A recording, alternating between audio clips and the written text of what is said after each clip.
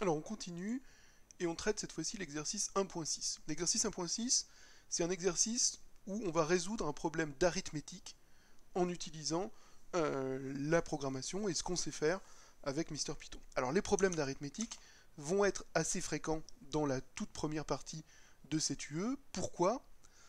Parce que au début, on ne sait pas encore manipuler des phrases, des mots, on ne sait pas encore manipuler des structures de données compliquées, des listes, des dictionnaires, des ensembles, qu'on vous verrez plus tard dans l'UE, et on manipule surtout des nombres.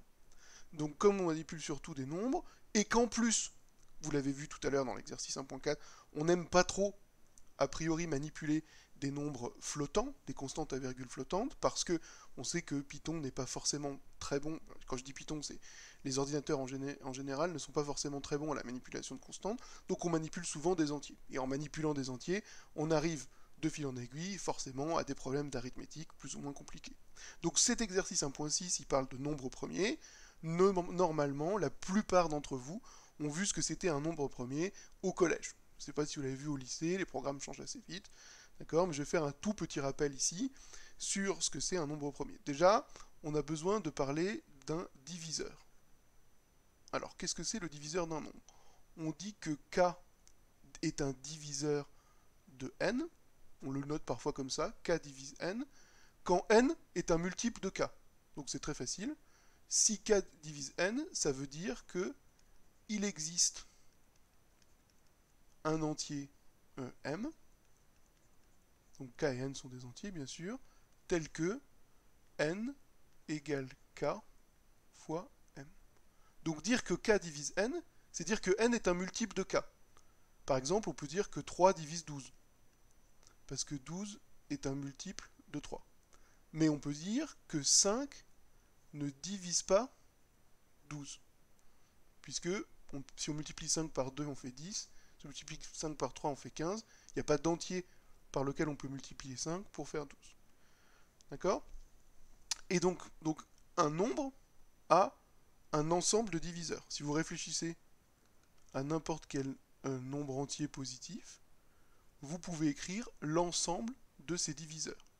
Par exemple, les diviseurs de 12, c'est tous les nombres qui divisent 12, et c'est-à-dire c'est tous les nombres tels que 12 est un multiple de ce nombre. Par exemple, 1, ça divise 12, puisque 1 fois 12, ça fait 12. 2, ça divise 12, puisque 2 fois 6, ça fait 12. 3, ça divise 12, puisque 3 fois 4, ça fait 12. 4, ça divise 12, puisque 4 fois 3, ça fait 12. 6, ça divise 12 aussi. Et 12, ça divise 12, bien sûr, parce que 1 fois 12, ça fait 12. Bon. Si je prends les diviseurs de 9, par exemple, à 1, ça divise 9. 3, ça divise 9, puisque 3 fois 3, ça fait 9. Et 9, ça divise 9. Et si je prends les diviseurs de 13, alors on a 1 qui divise 13, et 13 qui divise 13, et il n'y en a pas d'autre. Un nombre... Alors vous avez vu que 1, ça divise toujours, c'est toujours diviseur d'un nombre, parce que 1 fois le nombre, ça fait lui-même, et le nombre lui-même est toujours diviseur de lui-même.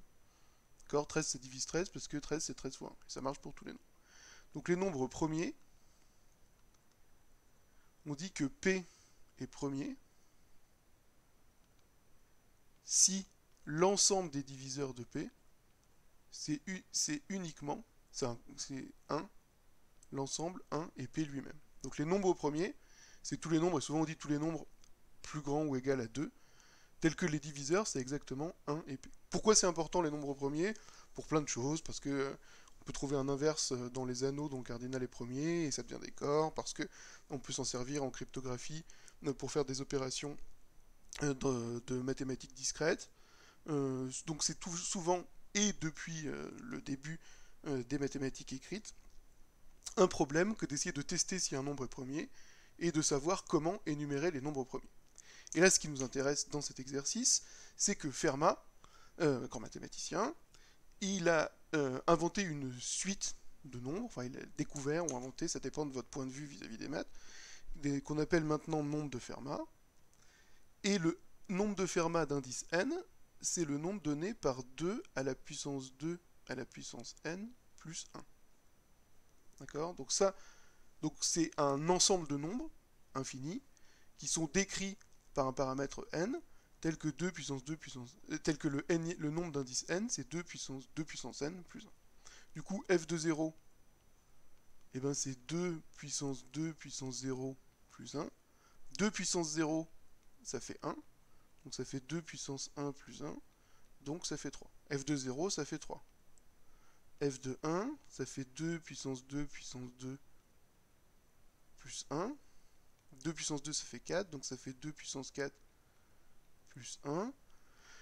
2 puissance 4, ça fait 16. 16 plus 1, ça fait 17. Etc. etc.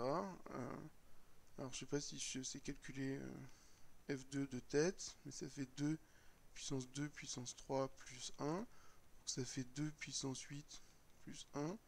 Donc ça doit faire 257, si je me suis pas trompé. Alors, il se trouve que 3 est premier, que 17 est premier, et il me semble aussi que 257 est premier. Du coup, Fermat s'est dit, ah, je subodore que tous les nombres qui s'écrivent comme ça sont premiers. Il s'est dit, ça n'énumère pas tous les nombres premiers, mais c'est une suite de nombres tels qu'ils sont tous premiers. Et du coup, c'est un moyen de trouver des nouveaux nombres premiers, c'est une méthode pour trouver des nouveaux nombres premiers.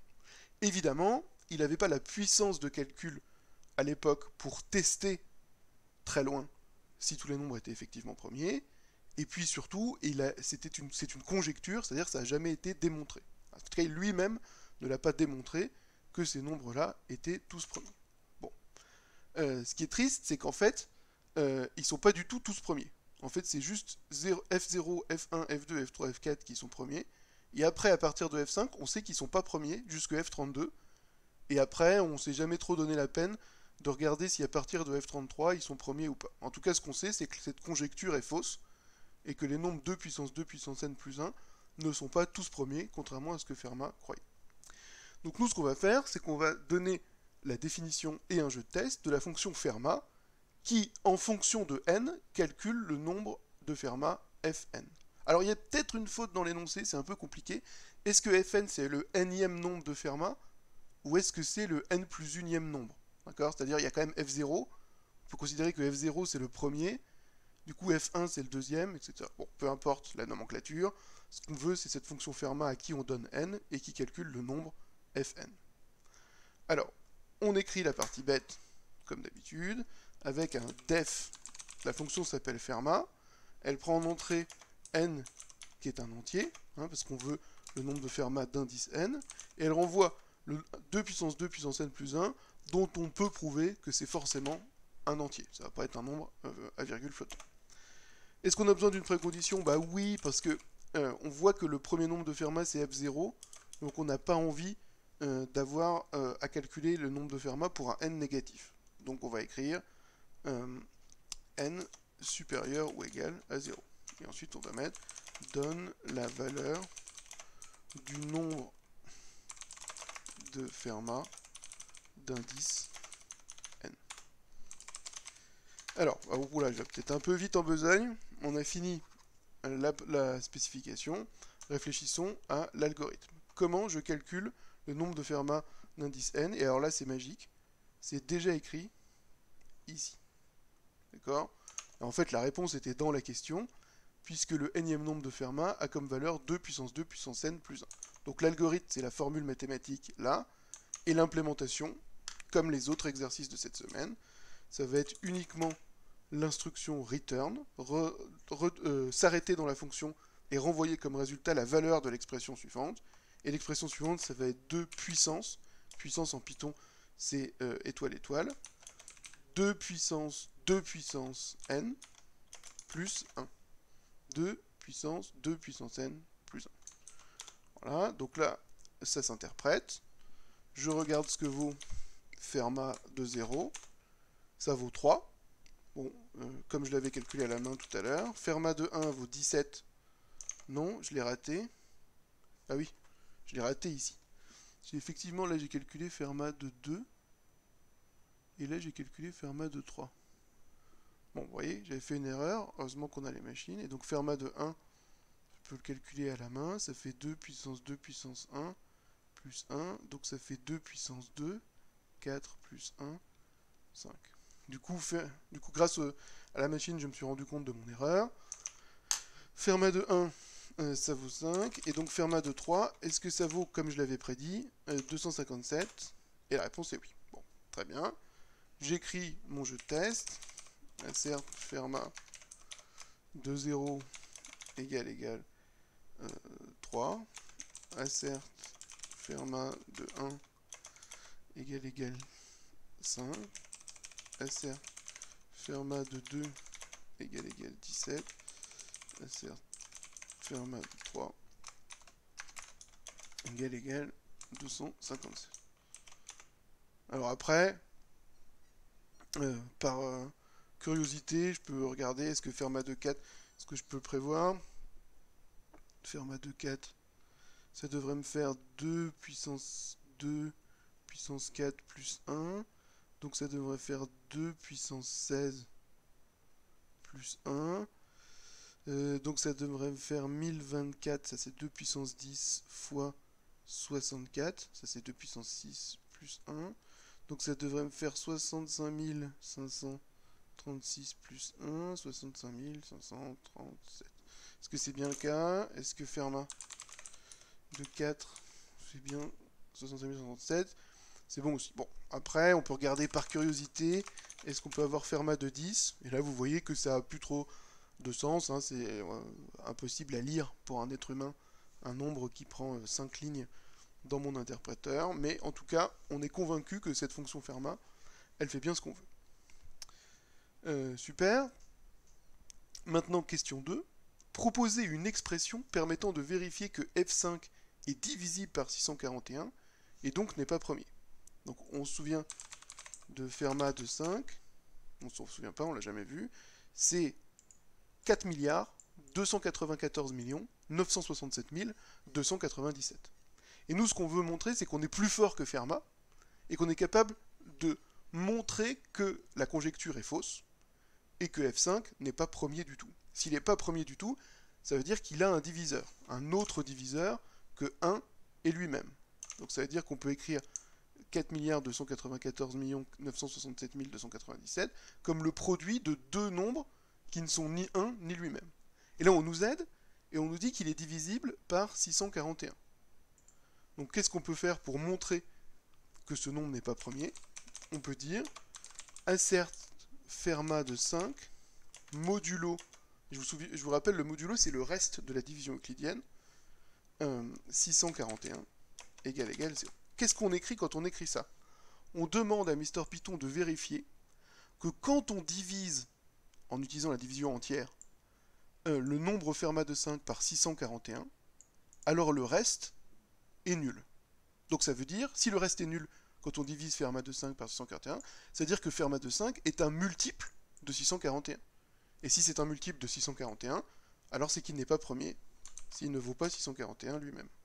Donc on pourrait y avoir ce cas où, si jamais fermat de 5 valait 641, alors il pourrait quand même être premier. Donc on va rajouter une condition pour vérifier. And fermat de 5 différent de 641. Et là, on est sûr que fermat de 5 n'est pas premier, parce que on a écrit une assertion qui est passée ici, donc ça veut dire que ça c'est vrai. Donc ça veut dire que fermat de 5 est divisible par 641, c'est un multiple de 641, et qu'il est lui-même différent de 641. Et il faudrait qu'on dise qu'il n'est pas nul aussi. C'est vrai, parce qu'il pourrait être nul, donc pour être sûr, on peut écrire ça. And fermat de 5 différent de 0. Mauvaise indentation. Je vais écrire comme ça. Voilà.